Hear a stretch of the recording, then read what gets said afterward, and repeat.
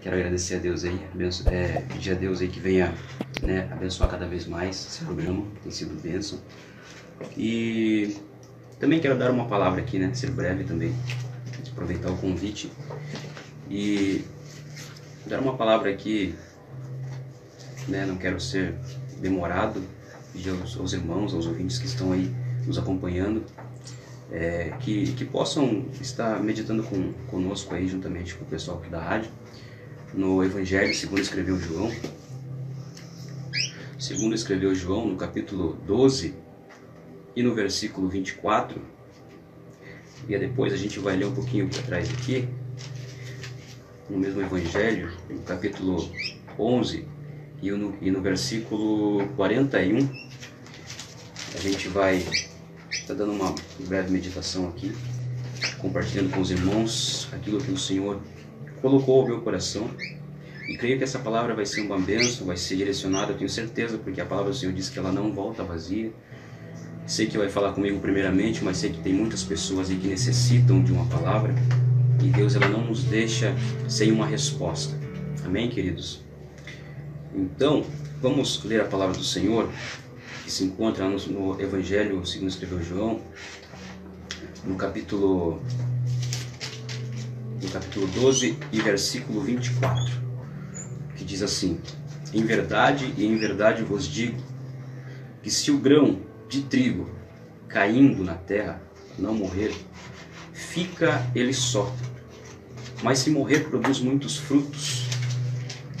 E logo aqui, um pouquinho para trás, no capítulo 11 e o versículo 41, nos diz a palavra: tiraram então a pedra, e Jesus, levantando os olhos para o céu, disse: Pai, graças te dou, porque me ouvistes. Aliás, eu sabia que sempre me ouves, mas assim falei por causa da multidão presente, para que creiam que tu me enviastes. Amém? Glória a Deus. Essa palavra eu estava meditando em casa, e o Espírito Santo falou muito comigo a respeito desta passagem, porque nós vivemos em dias em que nós precisamos de pessoas para trabalhar no reino de Deus. A palavra do Senhor diz que a seara é grande, mas os ceifeiros são poucos. Então, quando eu comecei a meditar nesta palavra, o Espírito Santo falou comigo a respeito da semente. E eu comecei a questionar com o Espírito Santo o porquê que Jesus Cristo falou com os discípulos a respeito da semente de trigo, que se ela cair,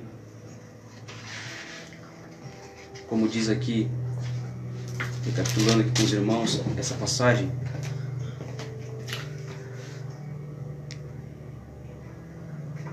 em verdade vos digo, que se o grão de trigo cair na terra, não morrer, fica ela só, mas se morrer produz muitos frutos. Então eu comecei a questionar aqui, irmãos, com o Espírito Santo, o que significava isso. E o Senhor fez eu voltar um pouquinho atrás a respeito da morte de Lázaro, da ressurreição de Lázaro, e eu comecei a entender. Jesus Cristo, na época, ele era rodeado de pessoas, tanto aqueles que o seguiam, quanto aqueles que queriam e que viam que o Senhor ele fazia milagres. Assim como o Senhor fazia que as pessoas seguissem ele, ainda tinha muitos que iam por curiosidade, outros iam porque não acreditavam.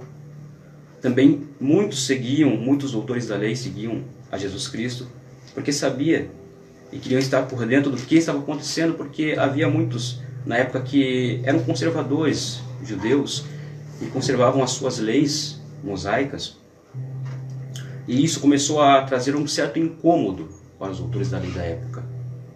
E então Jesus Cristo, por pregar a palavra, a verdade, muitos judeus não aceitavam. Eles não aceitavam que um homem, ao ver aos olhos deles sendo comum, falasse que era enviado por Deus, que seria o Deus encarnado. Até então o Senhor ele começou a ser perseguido. Se a gente voltar um pouquinho atrás, no capítulo 11 e no capítulo 10 e no versículo 33, A palavra do Senhor diz assim, ó, responderam-lhe os judeus, não é por obras boas que te apedrejamos, e sim por causa da blasfêmia, por sendo tu homem, tu fazes Deus de a ti mesmo. Ou seja, o Senhor ele pregava a verdade e eles não aceitavam, porque eles tinham já no seu coração, eles tinham já na sua vida a lei, aqueles que eles guardavam contigo, e eles não acreditavam então que Cristo tinha vindo para mudar toda a história da humanidade. E eles então não aceitavam, falavam que era blasfêmia e começaram a perseguir Cristo. Em certo momento, Jesus Cristo teve que sair daquela região, teve que sair de Jerusalém, refugiar para uma cidade chamada Efraim, até o ponto que ele soube que houve uma notícia sobre seu amigo Lázaro, que Lázaro estava doente. Maria, Marta estavam desesperadas e pediram que avisassem Jesus, que ele estava doente, que voltasse, para que ele pudesse curar. Mas Jesus ainda esperou, a palavra do Senhor diz que Jesus esperou 2 dias ainda, 2 dias. E naquele momento, até muitos não entendem essa questão. Por que Jesus esperou? Tem muitas indagações a respeito disso, mas eu tenho certeza que Jesus ele tinha uma estratégia e que perdura até hoje, porque eu vou explicar. Jesus esperou primeiro porque ele sabia que ainda tinha muitos judeus que estavam perseguindo ele, por simplesmente ele pregar a verdade a respeito daquilo que ele tinha vindo fazer no mundo. E segundo, que ele tinha uma estratégia a respeito do reino de Deus, que não é por acaso que ele esperou 2 dias a mais para poder chegar e ressuscitar a Lázaro. As pessoas da época não entendiam. Até os próprios discípulos ainda acabaram indagando Cristo. E Jesus falou assim, é melhor que ande de dia, porque de noite a gente não enxerga. Ou seja, esperar 12 horas. Porque ainda tinha um momento em que o Senhor tinha que esperar para chegar naquele exato momento em ressuscitar a Lázaro. E a Bíblia diz que naquele momento, quando Jesus volta, quando Jesus toma a decisão de voltar para Betânia, para poder fazer aquilo que o Senhor colocou no coração dele, Lázaro já estava morto, já estava sepultado. Muitos já não tinham mais esperança que aquilo iria acontecer, que algo de especial ia acontecer na vida deles. E Lázaro e Maria e Marta desesperados, a Bíblia fala que muitos dos judeus, muitos daqueles que eram amigos de Lázaro, de Maria e de Marta, voltaram para consolá-los. Muitas pessoas conheciam Lázaro, Marta e Maria eram muito conhecidos e eram muito queridos. E Jesus então, quando chega naquele momento, é interessante que quando nós lemos a palavra, nós entendemos que o Senhor ele sempre tem um propósito. Nada é por acaso. Eu sei que eu posso dizer que Jesus chegou no momento certo. Eu posso dizer para você que não tem uma hora errada que o Senhor chega. Quando nós menos esperamos, Jesus ele nos surpreende. Assim como surpreendeu Marta e Maria, assim como surpreendeu todos aqueles que talvez não acreditassem que talvez houvesse um milagre. E o interessante é que é depois daquele feito grande que Jesus fez, daquele milagre grande, Jesus começou a ser perseguido realmente pelos autores da lei. E Jesus chega naquele momento, quando ele vê que tem uma grande multidão naquele sepulcro.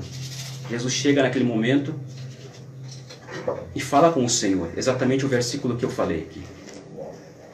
Jesus sabia que o Senhor não ia desamparar ele. Jesus sabia que ele não ia ser envergonhado naquele momento. Mas como eu falei, Jesus tinha uma estratégia que era para muitos verem, não só porque ele fez o milagre, não só para mostrar que ele tinha nas suas mãos o poder, mas sim para arrebatar o máximo de pessoas, de seguidores para o reino de Deus. Então tinha um propósito além do milagre, de apenas fazer Lázaro voltar à vida. Era fazer que as pessoas olhassem ao milagre, olhassem o dono do milagre e acreditassem que ele era o único caminho. Como ele diz, o caminho, a verdade e a vida.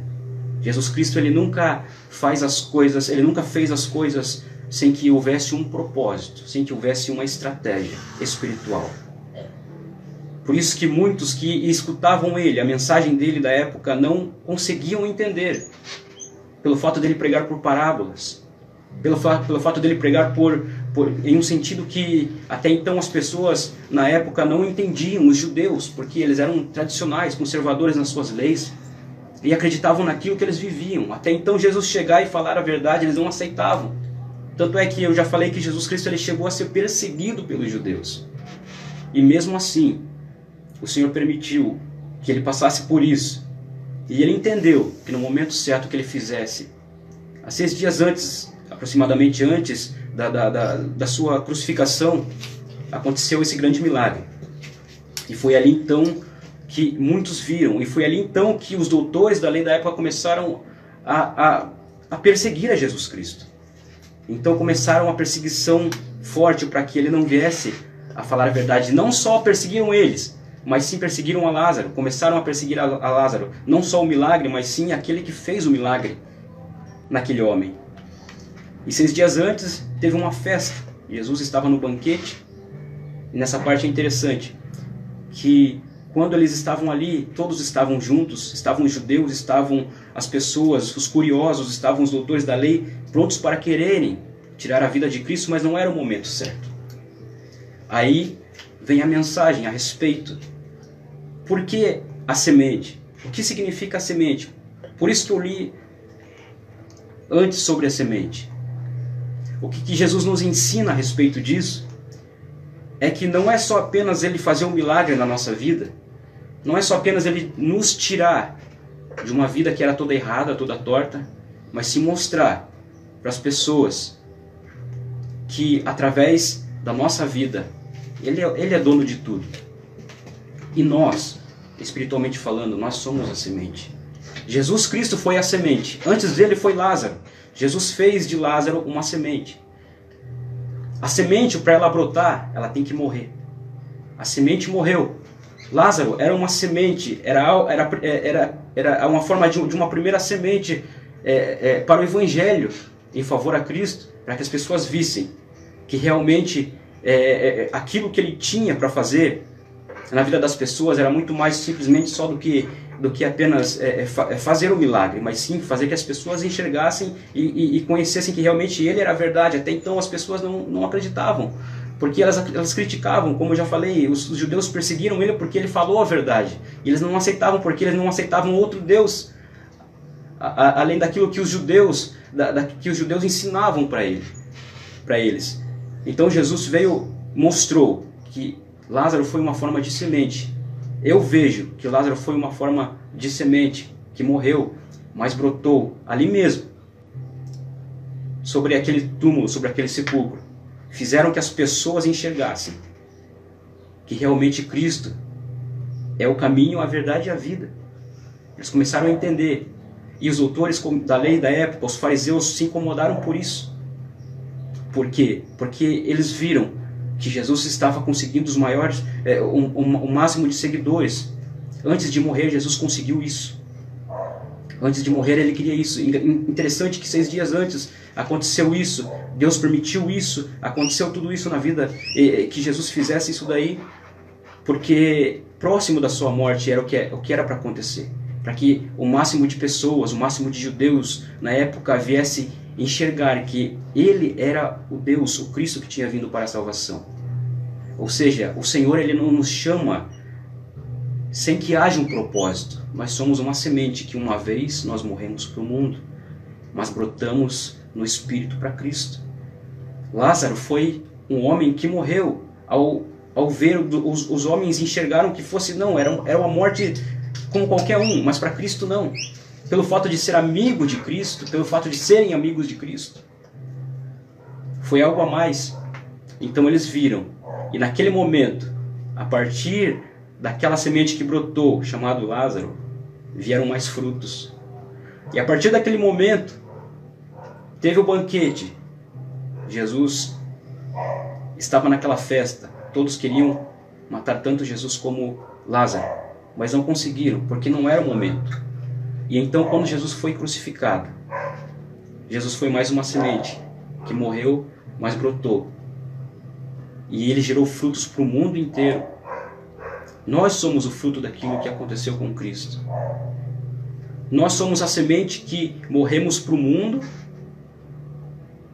mas em nós brotou algo sobrenatural, o Espírito Santo.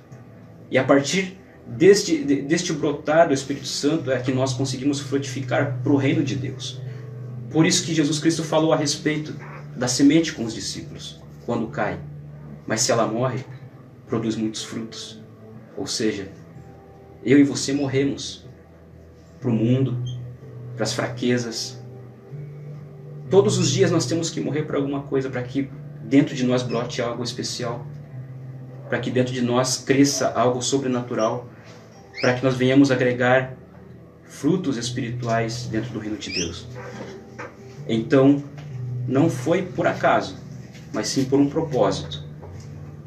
E essa palavra eu deixo aqui nessa tarde, que você venha meditar nessa palavra, que você entenda que você é uma semente, que você brotou, que você morreu para o mundo, mas Deus fez um milagre na sua vida. E a partir desse milagre, dessa ressurreição que Deus fez na sua vida, de uma morte para uma nova vida, é que você vai fazer a diferença para a glória do Senhor, para o reino do Senhor.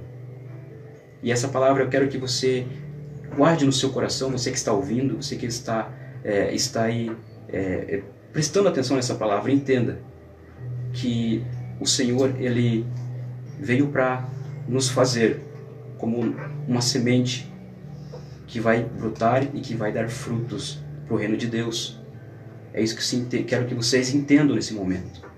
E tudo para a glória de Deus, ou seja, nada é por acaso, tudo tem um propósito. Em nome de Jesus Cristo. Amém? Amém. Glória a Deus.